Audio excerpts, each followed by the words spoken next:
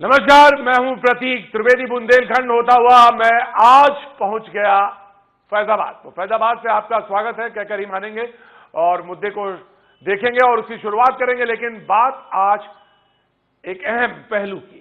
आज road show भी हुए और रोड शो के साथ अपनी ताकत का प्रदर्शन भी हुआ संगम नगरी इलाहाबाद में। सवाल यह है कि मुद्दे कुछ और हैं बुंदेलखंड के, जहां चुनाव होने 12 जिलों की 53 सीट पर 23 तारीख को चुनाव होने हैं। सवाल यह है कि ये जो 12 बुंदेलखंड की सीटें हैं, इन पर जो मुद्दे हैं, क्या उस पर पार्टियां सो रही हैं? ये एक अहम पहलू। लेकिन इससे दूर कहीं इलाहाबाद में शक्ति प्रदर्शन हो रहा था। मुद्दे पीछे छूट गए थे और मुट्ठियां हवा में लोग उठाए थे, नारेबाजी कर रहे थे। पहले आज की ये रिपोर्ट देखेंगे, उसके बाद अपने मेहमानों से तारुफ कराएंगे आपका और बहस की शुरुआत करेंगे।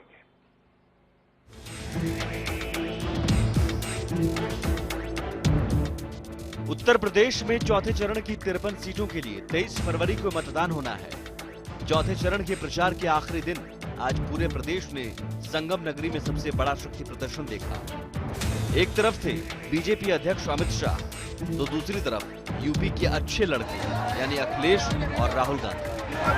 इलाहाबाद की सड़कों पर दोनों पार्टियों के लाखों कार्यकर्ता उमड़ पड़े। इलाहाबाद जिले की फूलपुर लोकसभा सीट से उत्तर प्रदेश बीजेपी के अध्यक्ष केशव प्रसाद मौर्य सांसद हैं।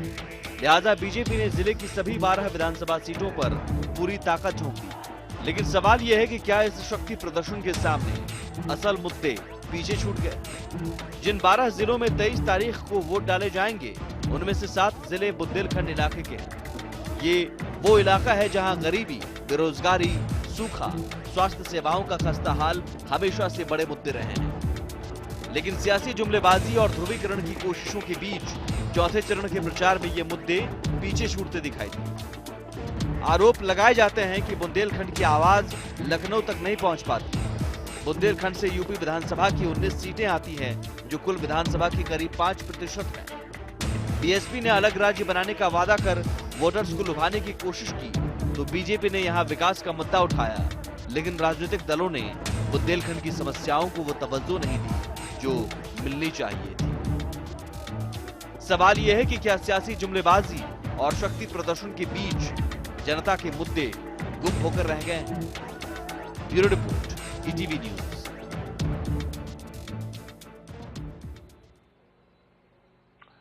मैं ये दावा नहीं करता कि मैंने बुंदेलखंड देखा है, अच्छी तरह से देखा है। ये दावा बिल्कुल मेरा नहीं है। लेकिन जो कुछ भी थोड़ा बहुत देखा, उस पर मैं चाहूंगा कि आखिर सिरे पर जरूर बातचीत हो। हमारे मेहमान उस पर जरूर कुछ बातचीत करें। और इससे पहले कि मैं कुछ बातचीत के सिलसिले को आगे बढ़ाऊं, अपने मेहमानों से आपका तारुफ करा दें जो आज हमारे साथ डिबेट में मौजूद रहेंगे।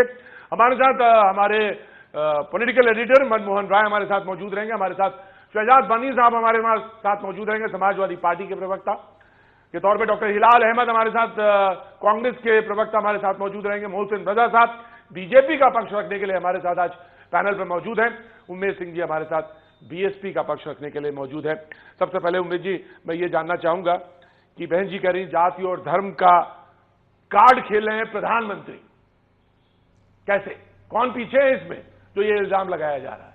तभी तो खेल रहे हैं, आप भी खेल रहे हैं। जी जी जी जी ये इस पे ये बड़ा दुख की बात है। मैं इस पे दुख व्यक्त करता हूं। ये जिस तरह से हमारे माननीय प्रधानमंत्री पूरे देश के प्रधानमंत्री हैं, हमारे भी प्रधानमंत्री हैं, और वो जिस तरह से शब्दों का बाढ़ छोड़ रहे हैं, जिस तरह से एकदम नीचे स्तर पे गिर गए हैं, वही नहीं आज मुख्यमंत्री ने भी कल जो बयान दिया गधे का, ये न करो वो न करो, तो गधा उनके यहाँ से और भी बोल गए राजेंद्र चौधरी जी कि वो तो आतंकवादी हैं प्रधानमंत्री को और उनकी राष्ट्रीय। बहन जी तो कल कह रही थी कि हम अगर हम उतर आए लफाजी पे तो हम उनसे 2 कदम आगे हैं। तो बहन जी ने कल ये कहा हाँ, लेकिन हम लोग बहुत ही अनुशासित पार्टी है और हम लोग बहुत अनुशासन में रहते हैं। वो हम लोग इन सब चीजों से बिल्कुल दूर, और जनता इस चीज को जानती है। इसीलिए आज पूरे देश के पूरे प्रदेश की जनता, हम लोग बहुत अनुशासित पार्टी हैं, हम लोग अनुशासन में रहते हैं। मैं मोहसिन साहब मैं जानना चाहूंगा कि आज इलाहाबाद में जिस तरह से सड़क पर ताकत का प्रदर्शन हो रहा है, उसकी जरूरत थी या नहीं? जो कि आज बड़ी शालीनता के जो आप अपने को कहते हैं पार्टी विद डिफरेंस, तो क्या सा फर्क था? आप में क्या फर्क नजर आए जो मैं कहूं कि नहीं साहब, मोहसिन साहब, आप बिल्कुल अलग थी आपकी पार्टी? मुझे तो नहीं लगा। देखिए प्रतीक, आप जो बात कर रहे हैं, अगर हमारे राष्ट्रीय अध्यक्ष जनता के बीच में जा रहे हैं और उनका उत्साह बढ़ रहा है, जैसे जैसे हम चरणों में बढ़ रहे हैं, वैसे वैसे एक आंधी जो है वो सुनामी की तरफ बदलती दिखाई दे रही भारतीय जनता पार्टी की, तो जाहिर सी बात है कार्यकर्ताओं में उत्साह है। और अगर राष्ट्रीय अध्यक्ष उनके बीच में चले जाते हैं, जैसे आदरणीय मोदी जी आते हैं बोलते हैं, तो ये अगर उनके बीच में जाकर राष्ट्रीय अध्यक्ष उनका उत्साह बढ़ा रहे हैं, इलेक्शन के दौरान उनको उत्साहवर्धन करने के लिए जा रहे हैं, तो मुझे लगता है इसको आप अगर उस नजरिए से देख रहे हैं तो ये तो अपने आप में मुझे लगता है कि कोई नई बात तो नहीं हुई है। अगर हमारे राष्ट्रीय अध्यक्ष वहां पर गए तो हमारे लिए सम्मान की बात है, वहां की जनता के लिए सम्मान की बात है कि इस चुनाव के दौर में, इतने व्यस्त दौर में वहां पर वो आए और जनता के बीच में गए और उनका उत्साह बढ़ाया, तो हमारा कार्यकर्ता इससे और उत्साहित होगा और हमारे लिए अच्छी बात है। कार्यकर्ता हमारे लिए सर्वोपरि होता है भारतीय जनता पार्टी के लिए। और जैसी बात अभी बेहतर होता मोहसिन साहब बुंदेलखंड की तरफ नजर डाली जाती। मोहसिन साहब, बुंदेलखंड का दुख देखा जाता, दर्द देखा जाता। मैं मानता हूं कि आप जिम्मेदार नहीं है पूरी तौर से, मैं मानता हूं पूरी तरह से आप जिम्मेदार नहीं है, लेकिन अच्छा होता कि उधर देखा जाता। शहजाद साहब ऑन टू रिएक्ट। शहजाद साहब कुछ कहना चाहते हैं? जी शहजाद साहब। देखिए प्रतीक जी, सबसे बड़ी बात यह है कि इस टाइम तीन पार्टी जो आपस में एक दूसरे को क्लेम कर रही हैं कि हम जीत रहे हैं, उनमें दो पार्टी ऐसी हैं जो एक शमशान की और कब्रिस्तान की बात करती है और दूसरी सिर्फ ये कहती है कि हम मुस्लिम समुदाय और दलित समुदाय जो है वो हमारे साथ खड़ा हुआ है। ठीक है, सिर्फ एक पार्टी समाजवादी पार्टी ऐसी है जो अभी तक धर्म की या जाति की बात नहीं कर रही है और विकास की बात कर रही है। बहन जी अपनी सभा को संबोधित करती हैं तो वो कहती हैं कि मुसलमान न भटके, दलित हमारे साथ है। मोदी जी आते हैं तो वो आकर के कहते हैं कि कब्रिस्तान बन गए तो अब मैं शमशान बनाऊंगा। तो मैं इन सब से कहना चाहता हूं कि देश को जो बंटवारा ये करना चाह रहे हैं, जो देश की संस्कृति है कि यहाँ पे ईद की सेवइयां भी साथ खाई जाती हैं और होली की गुजिया भी साथ खाई जाती है, तो उस संस्कृति को तोड़ने की जो ये बात चल रही है धर्म के आधार पे, बहन जी एक बार आकर के ये क्यों नहीं कहती हैं कि हमें किसी और का वोट नहीं चाहिए? वो ये तो कहेंगी नहीं, लेकिन वो ये जरूर कहती हैं कि हमें मुस्लिम समुदाय का वोट चाहिए, वो कहते हैं हमें शमशान वालों का वोट चाहिए। और दोनों लोग अगर कानूनी पहलू पे हम जाएं तो दोनों लोग सुप्रीम कोर्ट की जो गाइडलाइंस है उसका पूरी तरह उल्लंघन करें और इन दोनों पार्टी पे कार्रवाई होनी चाहिए।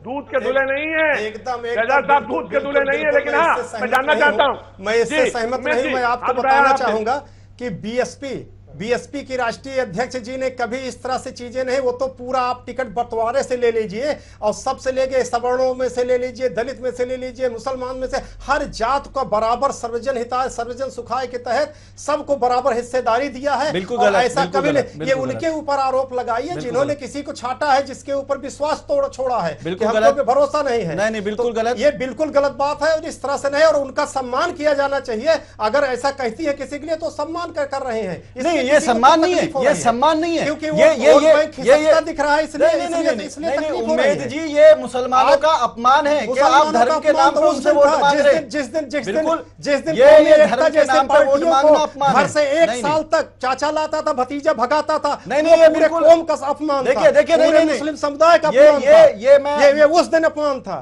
ये उस दिन अपमान है जिस दिन आज 1.25 करोड़ की जनता के लिए कहा जाता है 1.25 करोड़ जनता हमारे साथ, 24 करोड़ जनता को उसको एक सीट नहीं दिया जाता। ये तब अपमान है उस कौम का। हम बराबर हिस्सेदारी दे रहे हैं। उम्मीद जी अपमान ये है कि आपकी जहनियत ये है कि मुसलमान धर्म के आधार पे वोट देगा, ये अपमान है। मुसलमानों के साथ जो कुछ किया है विकास के नाम पे वोट देगा। वो विवादित ढांचे का जिस समय फैसला आया है, अगर हिंदू और मुसलमान लोग बांट के जिस तरह से लोग रोटियां सेके हैं, फिर वहीं बहन जी ने दिखा दिया था उस दिन कि किस तरह से लॉ एंड ऑर्डर होता है, किस तरह से मुसलमान और सबका साथ दिया। कभी भी हिंदू और मुसलमान नहीं लड़ाया गया, ये बसपा का अपना वसूल है। और उस दिन पूरे 29 प्रदेशों में धारा 144 लगी, लेकिन एक उत्तर प्रदेश थी बहुजन समाज पार्टी की सरकार थी जिसमें हिंदू और मुसलमान दोनों ने विश्वास जताया है। आज उसी का नतीजा है दोनों का लोग आज पूरी तरह से उभर के आ गए हैं ऊपर और अपील कर रहे हैं। बात करिए, लड़ा कौन रहा है? मैं आपकी बात को ही आगे बढ़ा रहा हूं। कौन लड़ा रहा है मैं जानना चाहता हूं, कौन लड़ा रहा है?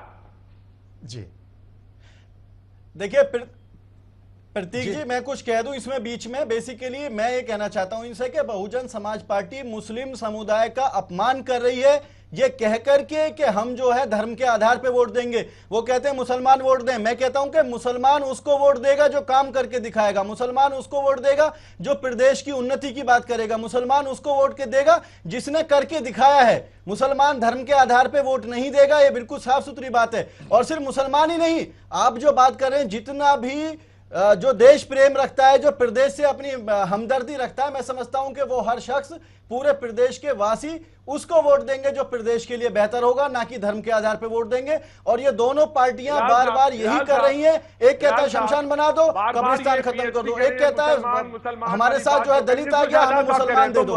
मुसलमान क्या कोई जागीर है जो जिसको हर आदमी इस्तेमाल करना चाह रहा है?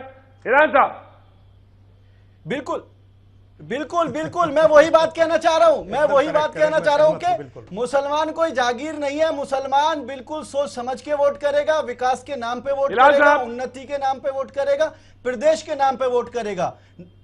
जी प्रतीक बताएं। साहब मैंने ये सवाल पूछा कि जागीर है, बार बार उम्मीद जी कह रहे हैं कि मुसलमानों के लिए नहीं हुआ, मुसलमानों के लिए नहीं हुआ, मुसलमानों के लिए बार बार जिसकी तरफ इशारा कर रहे थे शहजाद, कह रहे थे कि साहब ये बात है कि मुसलमानों की तरक्की के लिए बात होगी, मुसलमानों के लिए जो पसमानदा लोग हैं उनकी बात होगी। लेकिन तो क्या जिस तरह से ये उम्मीद जी कह रहे हैं कि मुसलमानों के लिए कुछ बात नहीं हुई, तो वो सही है क्या? प्रतीक देखिए, जब कभी भी हम विकास की बात करते हैं तो हम प्रदेश की विकास की बात करते हैं, और जब प्रदेश का विकास होएगा तो निश्चित रूप से सबका विकास होएगा। इसके अंदर यह कहना कि अमुक जाति का विकास होएगा, अमुक धर्म के लोगों का विकास होएगा, यह अपने आप में एक बहुत ही खराब पॉलिटिक्स है, जिसको हम अगर कहें तो ये एक बहुत ही घटिया पॉलिटिक्स हो जाती है। निश्चित रूप से कोई भी इस तरह का बयान देना जिसके अंदर इस गंगा जमनी तहजीब को जो है वो चोट पहुंचे, जहां पर आप जो है वो फैक्चुअली गलत चीजों को प्रेजेंट करें, तो निश्चित रूप से वो अपने आप में दिखाता है कि किस तरह से भारतीय जनता पार्टी जो है वो बुरी तरह से बौखलाई हुई है। जो बयान दिया गया था वो फैक्चुअली गलत है, ये बात हम सब लोग जानते हैं कि यहां उत्तर प्रदेश के अंदर शमशान बनाने के लिए किसी नदी के किनारे जिस गांव में भी नहीं है उसके लिए सरकार का ये प्रोविजन है कि आप वहां पर उस जमीन का अधिग्रहण करें और उसका पूरा मुआवजा जो है, उसका पूरा पैसा सरकार देगी और ग्राम सभा की ये जिम्मेदारी दी गई है। तो निश्चित रूप से यहां पर इस तरह की बात कहना जो है वो अपने आप में, जैसे हमने पहले कहा, कि फैक्चुअली गलत है। या ये कह देना कि किस मौके के बाद बिजली आती किस पर नहीं आती, ये भी फैक्चुअली गलत है। अगर आप उठा के डेटा देखेंगे तो उसके अंदर हम देखेंगे कि दिवाली में 15,000 मेगावाट की बिजली जो है वो उत्तर प्रदेश के अंदर सप्लाई की गई थी, और जब रमजान थे तो 400 मेगावाट की गई थी। निश्चित रूप से दिवाली में जब ज्यादा बिजली की आवश्यकता है, वो एक रोशनी का त्योहार है, और वो रोशनी जो है वो पूरे प्रदेश के लोगों के लिए है। वो उस रोशनी से कोई एक लाभान्वित नहीं हो रहा है, और अगर उसके अंदर कोई एक को देख रहा है कि इससे ये लाभान्वित हो रहा है, तो ये उसकी सोच का है, उसका अपना एक नजरिया है, और जाहिर सी बात है ये कहीं ना कहीं दिखा रहा है कि जब आप हारने लगते हैं तो आप अपने उन जगहों पे पहुंच जाते हैं जो आपकी रूट्स होती हैं, जो आपकी जड़ें होती हैं।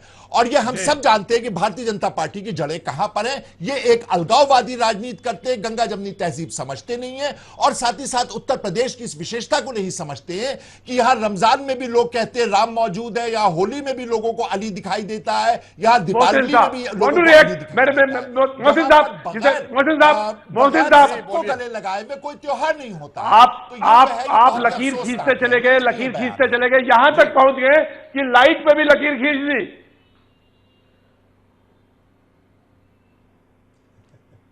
देखिए प्रतीक, 2 मिनट मैं चाहता हूं कि जो गंगा जमनी तहजीब की बात कर रहे थे अभी हिलाल साहब, आज कैसा कांग्रेस बखान कर रही, 27 साल यूपी बिहार की पार्टी आज कैसा बखान कर रही है, मुख्यमंत्री की तारीफों के कसीदे पढ़ रही है, यही इनके खिलाफ खड़े थे। दूसरी बात सुन लीजिए, शहजाद साहब को और बसपा सबको मैं जवाब दे रहा हूं, और सबका जवाब मुश्तरका, खासकर गंगा जमनी तहजीब की बात इन्होंने कही।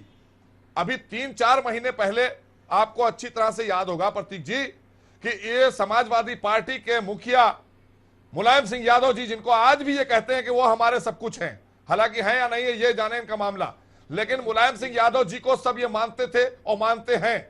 और अगर मानते हैं तो मुलायम सिंह यादव जी ने बार बार अपने कार्यकर्ताओं के बीच में या मीडिया के सामने आकर यह बात क्यों कही? मैं इसलिए कह रहा हूं क्योंकि यह मुद्दा उठा है, तो मैं कहूंगा जरूर कि यह बात क्यों कही कि अगर मैंने कार सेवकों पर गोली न चलवाई होती तो आज मुसलमान भाई मेरे साथ न होते। तो यह अलगाव और बांटने की राजनीति के लिए यह बार बार मुलायम सिंह यादव जी क्यों इस्तेमाल कर रहे थे? और यह कब्रिस्तान को लेकर बार बार हंगामा क्यों समाजवादी पार्टी कर रही थी? यह क्यों नहीं कह रही थी कि इस तरह के जो भी मामले होंगे सर्वधर्म को लेकर? मोहसिन साहब, आपने बयान आधा पढ़ा, आधा बताया, पूरी बात नहीं बताई मुलायम सिंह जी की, पूरी बात नहीं बताई। मोहसिन साहब, पूरी बात नहीं बताई मुलायम सिंह जी की, पूरी बात बताइए, पूरी बात बताइए। तो पूरी बात सुन लीजिए, पूरी बात पूरी सुन लीजिए। तो जब वो कह रहे हैं कि जब मैंने गोली चलवाई तो मेरे साथ अधूरी बात करेंगे तो अलगाव साफ नजर आएगा। पूरी बात कहिए। उन्होंने कहा मजबूरी वाली बात, और वो मजबूरी वाली बात, रक्षा वाली बात और दुख वाली बात और माफी वाली बात, सारी बात करिए ना, पूरी बात करिए ना। प्रतीक जी मैं बीच जब इन्होंने मनमोहन जी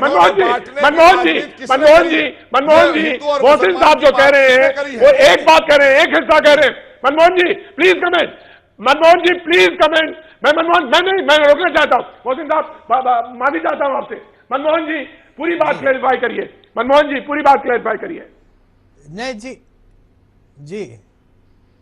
जी बिल्कुल, कहीं ना कहीं भाजपा अपने इन बयानों को लेकर थोड़ा डिफेंसिव हो गई है, कुछ बात को तोड़ मरोड़ के पेश करने की मंशा है, क्योंकि चुनाव के इस गर्मी में, चुनाव की इस आपाधापी में कुछ बयान थोड़ा बाउंड्री लाइन के आगे चले गए। कुछ बयान, कुछ स्पीच, कुछ भाषण ऐसे थे जो कम्युनिटी विशेष के लिए हो गए, और कहीं ना कहीं भाजपा के लोगों को उसको डिफेंड करने में अब मुश्किलात भी आ रही है। भाजपा की अपनी इलेक्शन की स्ट्रेटजी है, किसका वोट वो चाहते हैं, किसका नहीं चाहते हैं, वो उनको स्पष्ट तौर पे मालूम है। लेकिन जो भाषण के संयम, जो शब्दों का संयम होता है, वो कहीं ना कहीं कुछ नेताओं का, अब चाहे वो भाजपा के हों और समाजवादी पार्टी के भी कुछ नेताओं का अब टूट रहा है। बहुजन समाज पार्टी में भी एक दो बार समुदाय विशेष के लिए स्पीच में मेंशन हुआ, जो कि वो भी गलत है।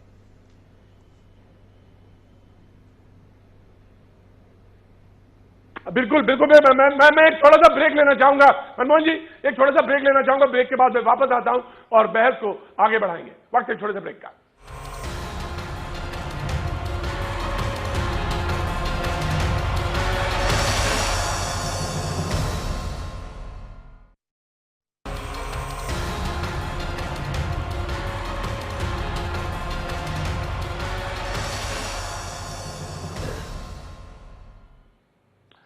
क्या करी मानेंगे, आपका एक बार फिर स्वागत है।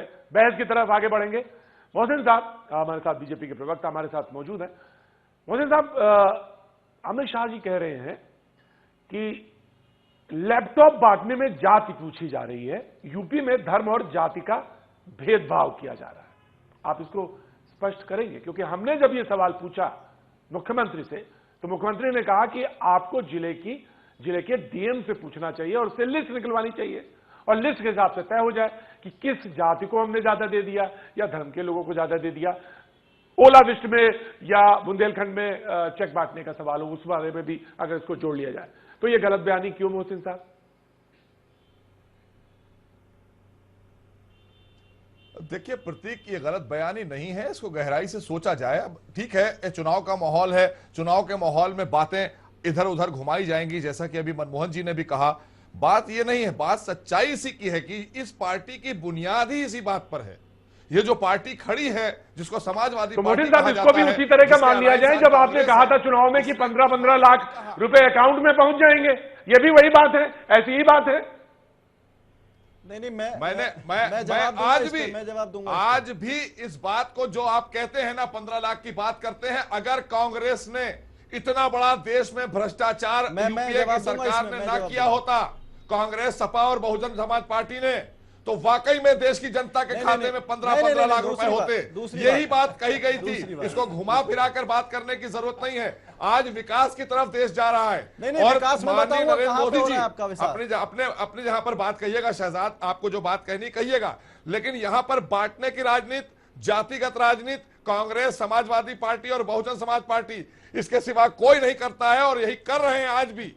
आज भी अगर आप देखिए मायावती बहन क्या कह रही हैं, आज भी आप अगर देखें अखिलेश यादव क्या कहते हैं, और शहजाद साहब बहुत छोटे में जवाब दीजिए कि आप जाति के हिसाब से, आप धर्म के हिसाब से भेदभाव करते हैं।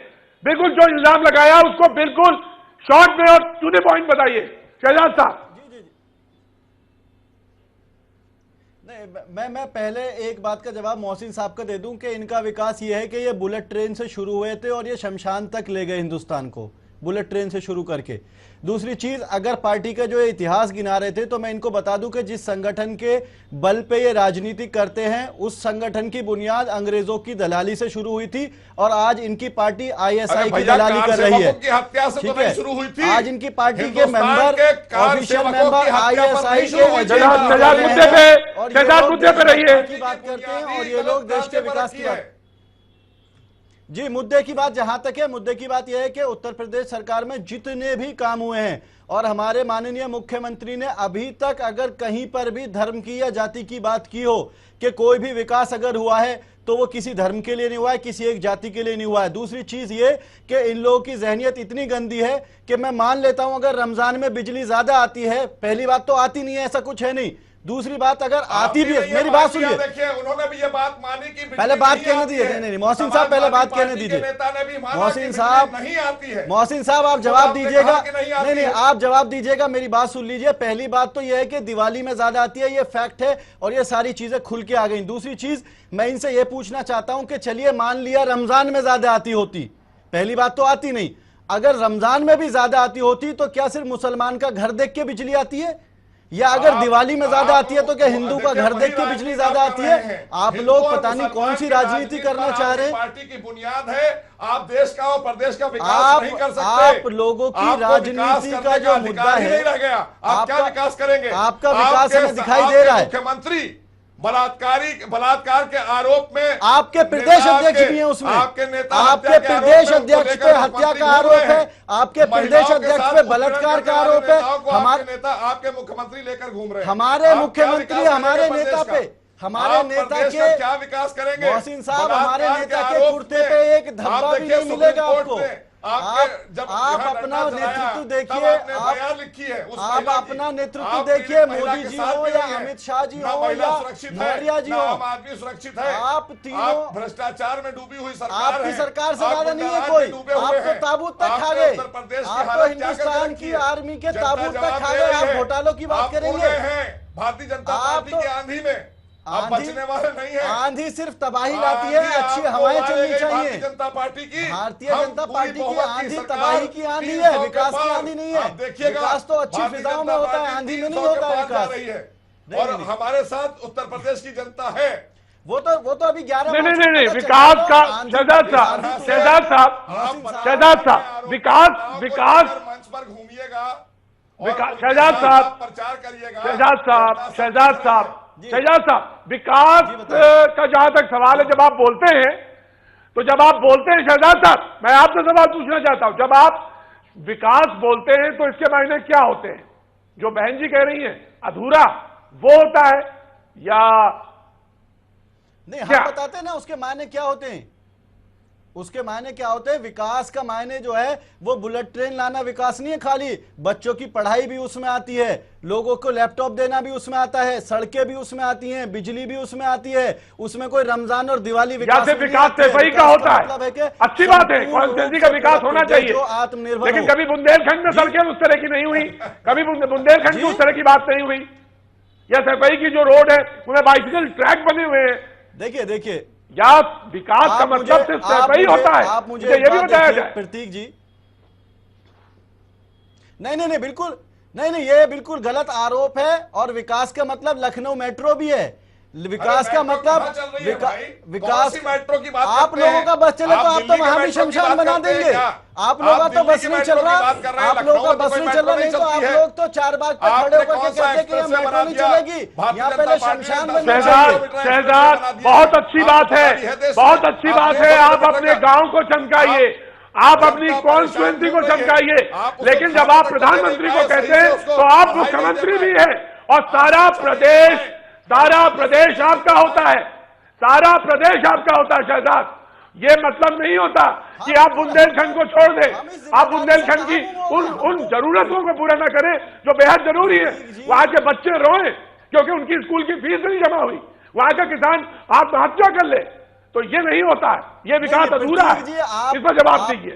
आप जो है नहीं आप नहीं हम तो ये बात कहते हैं कि अभी आप एक मौका और दीजिए, इसको पूरा करना हमारी जिम्मेदारी है। हमारी जिम्मेदारी ताकि आप शमशान न बनाए इस प्रदेश को, कब्जा कर ले। हम तो कहते हैं ताकि आप इसे शमशान न अरे हत्या तो आप मौर्य जी को संभालिए, केशव प्रसाद मौर्य जी को संभालिए कि उन पे हत्या का आरोप है, उन पे रेप का आरोप है, उन पे संगीन धाराओं में जो एफआईआर दर्ज है। आप अपने प्रदेश अध्यक्ष को संभालिए, आप अपने राष्ट्रीय अध्यक्ष को संभालिए, आप अपने मुख्यमंत्री ने नहीं कराया, सरकार ने नहीं कराया, और उसी नेता को हिलाल जी साथ में। मैं तो हिलाल जी सवाल बहुत गंभीर है, हिलाल जी सवाल बहुत गंभीर है। आप सिर्फ माथे पे हाथ रख के बच नहीं सकते क्योंकि आप सहयोगी हैं, तो मुझे जवाब भी चाहिए होगा कि विकास होलिस्टिक अप्रोच है, समग्र विकास है, या सिर्फ एक क्षेत्र विशेष का विकास है, और या फिर जो बहन जी कह रही है वो क्या गलत कह रही है, फिर वो सही कह रही है, फिर या फिर जो भाजपा आरोप लगा रही है तो वो क्या गलत कह रहे हैं, वो भी सही कह रहे हैं। हिलाल जी जवाब चाहिए। प्रतीक जी, असल प्रतीक, आपके बगल में भी अगर इतनी जोर से चिल्लाया जाए तो आप माथे पे और सर पे दोनों जगह हाथ रख लेंगे। देखिए प्रतीक, एक बात बहुत स्पष्ट सी है कि निश्चित रूप से विकास जो है वो समग्र होता है, और समग्र विकास का मतलब ये होता है कि कोई भी क्षेत्र छूटने ना पाए।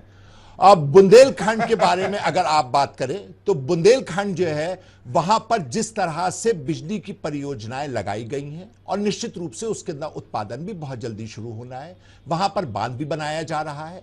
वहां पर अगर कहीं जिस तरह से यूपीए सरकार ने 80,000 करोड़ रुपए का पैकेज दिया था, जिसको कि बहन मायावती जी की सरकार ने इस्तेमाल ही नहीं किया, और वो पूरा का पूरा पैकेज जो है वो भ्रष्टाचार के सुपुर्द हो गया था, तो निश्चित रूप से बुंदेलखंड जो है वो जो है उस चीज से परेशान है। वहां के पर उस तरह का विकास हमको देखने को नहीं मिल रहा है।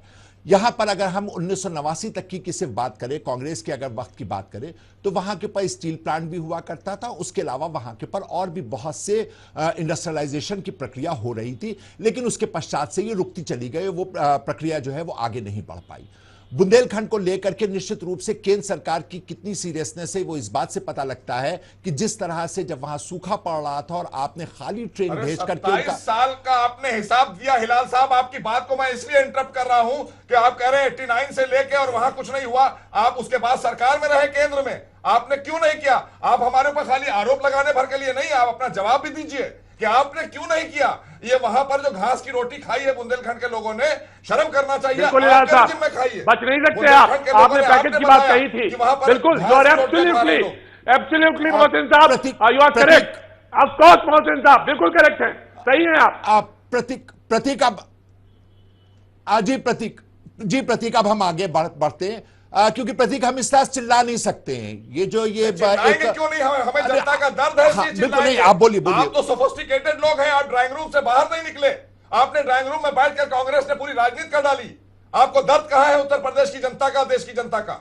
आप जो बात कह रहे हैं कि हमें आवाज बड़ी ऊंची सुनाई नहीं देती, वहां चीखने वाले बच्चों की आवाजें सुनिए जाकर, जो भूखे मर रहे हैं, भूख से मर रहे हैं जो लोग, उनकी आवाजें सुन लीजिए जाकर, तब समझ में आएगा कि आपने क्या किया है देश के लिए और प्रदेश के लिए।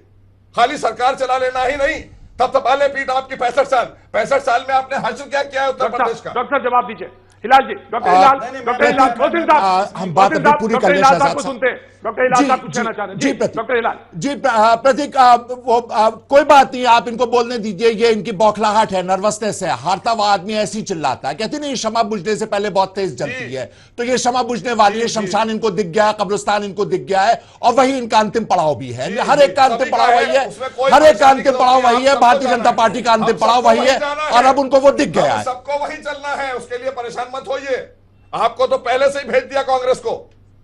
आप बोल रहे, आप बोलिए। नहीं, आप बोलिए ना, आपने क्यों ऐसी बात छेड़ी? आप और चिल्ला लीजिए। आप बात करिए विकास की, आप चिल्लाइए ना। सरकार में रहे, आपने किया क्या उत्तर प्रदेश की आप जनता के और साथ? कसके चिल्लाइए। मोहसिन साहब, आप जवाब दीजिए। नहीं, आप चिल्ला ले, हम पे जवाब तो दे ही नहीं, हम रहे तो चिल्ला के इसलिए कह रहे हैं कि आप जवाब दीजिए। क्योंकि आप हार रहे हैं। जनता सुन रही आपका है, हाँ। जनता जवाब चाहती है। आप मनमोहन जवाब जी, से भागिए मनमोहन नहीं। जी, मैं प्लीज बहुत बेशकीमती समय शहजाद साहब, हम बात पूरी कर लेगा, दोनों बोलेंगे तो कैसे चलेगा काम? मनमोहन जी, जी प्रतीक, हम बस अब 2 मिनट में अपनी बात को पूरी कर ले, अगर इजाजत हो तो। मनमोहन जी प्लीज, बस 2 मिनट लेंगे। मनमोहन जी प्लीज, मनमोहन, मैं of course I will give you time.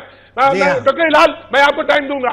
Manmohan जी, जो 2012 का चुनाव है उसमें 15 सीटें हैं बसपा के पास, 15 सीटें हैं, और 24 सीटें, जो 53 सीटें होनी उसमें 24 सीटें समाजवादी पार्टी। बसपा बहुत पीछे नहीं है रही वहां पे।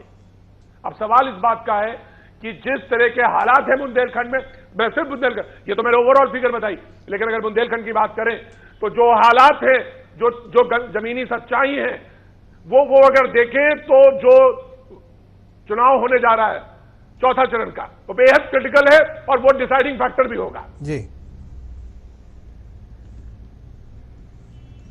जी बिल्कुल, इसमें कोई शक नहीं। बुंदेलखंड वैसे तो बसपा का गढ़ रहा है, लेकिन अखिलेश यादव सरकार की बड़ी मंशा थी बुंदेलखंड को अपना एक स्ट्रांग होल्ड डेवलप करने की। अखिलेश यादव जी के मैक्सिमम दौरे बुंदेलखंड में हुए, और उन्होंने कई प्रोजेक्ट्स भी वहाँ, जैसे solar power plant, 4 laning district headquarter से कराया। बीच में आपने चर्चा सुनी होगी कि अखिलेश यादव जी चुनाव भी लड़ सकते हैं बुंदेलखंड से। इतना सीरियस था समाजवादी पार्टी बसपा के इस गढ़ को तोड़ने के लिए।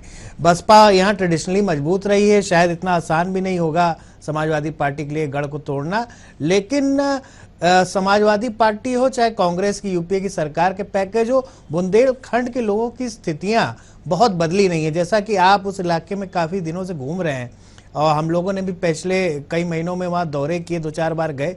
बुंदेलखंड की सड़क हो सकता है कुछ बन गई हो, लेकिन बेसिक जो चीज़ें हैं, रोजगार, वहाँ पे लोकल लेवल पे उनको काम मिले, आमदनी बढ़े, उन पैमानों पे काम कुछ नहीं हुआ है। बुंदेलखंड की जो बड़ी समस्याएं आज भी मौजूद हैं, बुनियादी कुछ सड़कों और बिजली की हो सकता है कुछ काम हुए हो, लेकिन ब्रॉडर पर्सपेक्टिव में बुंदेलखंड। आपको रोक रहा हूं, मैं रोकना नहीं चाहता था आपको, बिल्कुल रोकना नहीं चाहता था, क्योंकि रियलिटीज आपने देखी है और आपने टच किया है उस मुद्दे को। मैंने हिलाल साहब को बीच में रोका था, बसपा से मैं माफी मांगूंगा यहाँ पे, क्योंकि बहुत कुछ बातें मैंने खुद बोल दी, क्योंकि जब 2012 तब क्लीन स्वीप हो रहा था, तब भी आपके पास इन 53 में सीटें ठीक थी, 15 थी।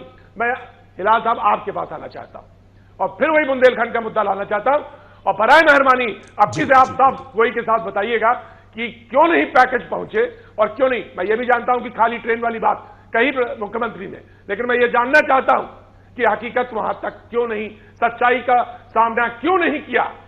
सरकार आपकी थी केंद्र में। जी प्रतीक, हमने जैसे आपसे कहा था कि जो 2007 से 2012 के बीच में 80,000 करोड़ का वहां पर पैकेज भेजा था यूपीए सरकार ने, वहां उस वक्त बीएसपी हुकूमत हुआ करती थी और बीएसपी ने वहां काम नहीं किया। लगातार वहां कहा जाता रहा, मॉनिटरिंग हुई, बात की गई, लेकिन उसके बावजूद भी बहुजन समाज पार्टी वहां पर विकास के लिए जो पैकेज था उसका इस्तेमाल नहीं कर पाई। अफसोसनाक बात है। उसके बाद से अगर आप आ जाइए तो पिछले 3 बार से लगातार वहां पे ओलावृष्टि और सूखे से जिस तरह से किसान त्रस्त हुआ है, उसके बावजूद भी केंद्र सरकार के द्वारा किसी तरह की कोई भी मदद जो है उनको नहीं दी गई। मदद के नाम पे जैसे आपने खुद ने कहा कि खाली ट्रेन भेज दी गई थी, जिससे कि कोई लाभ नहीं होना था। एक भी पैकेज बुंदेलखंड के लिए डेवलपमेंट की स्पेशल पैकेज जो है 2014 से आज तक नहीं आया है। मनरेगा में काम करने वाले लोगों को अगर बात करें तो पिछले 3 से 4 महीने जवाब दीजिए, बहुत साफ जल्दी से, जिसे मैं मौसी जी के पास जा पाऊं। कोई काम नहीं किया, बसपा की सरकार थी, नहीं हुआ काम कॉन्क्रीट। उमेश जी, फिर कैसे आप वोट मांग रहे हैं, कैसे आप उम्मीद करते हैं कि आपको वोट मिले? निश्चित आप देखिए, बसपा ने आज भी हमारी राष्ट्रीय अध्यक्षा बहन कुमारी मायावती जी ने बुंदेलखंड के लिए ये चैलेंज किया कि जब तक वहां का एक अलग वो बना के भी हम उसका सबसे ज्यादा विकास करने के लिए वो तैयार हैं और करेंगे। और अगर पहले भी आज जिस तरह से लोग गलत बातें, आज कांग्रेस अगर 50-55-56 सालों में अगर कुछ भी किया होता तो आज ये हालत न होती।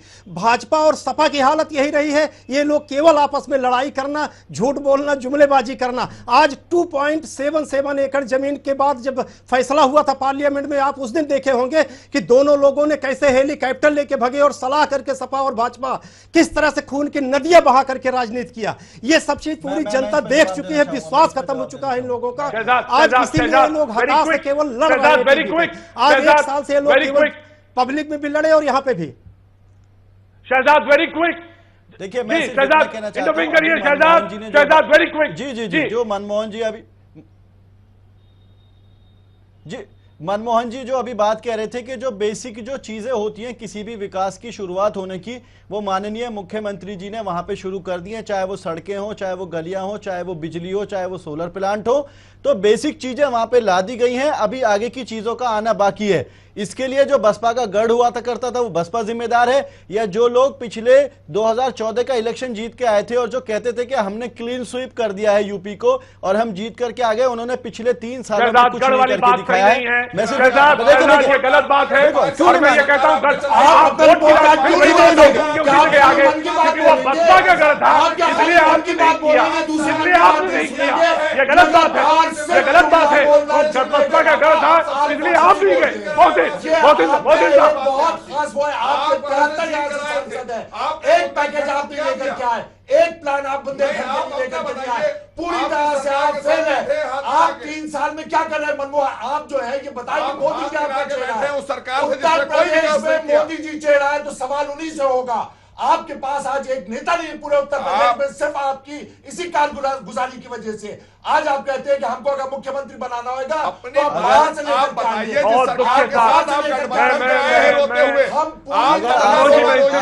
बेहद दुख के साथ में आज ये चर्चा, क्योंकि बुंदेलखंड की सच्चाई सब जानते हैं और सब आंखें मूंदते हैं।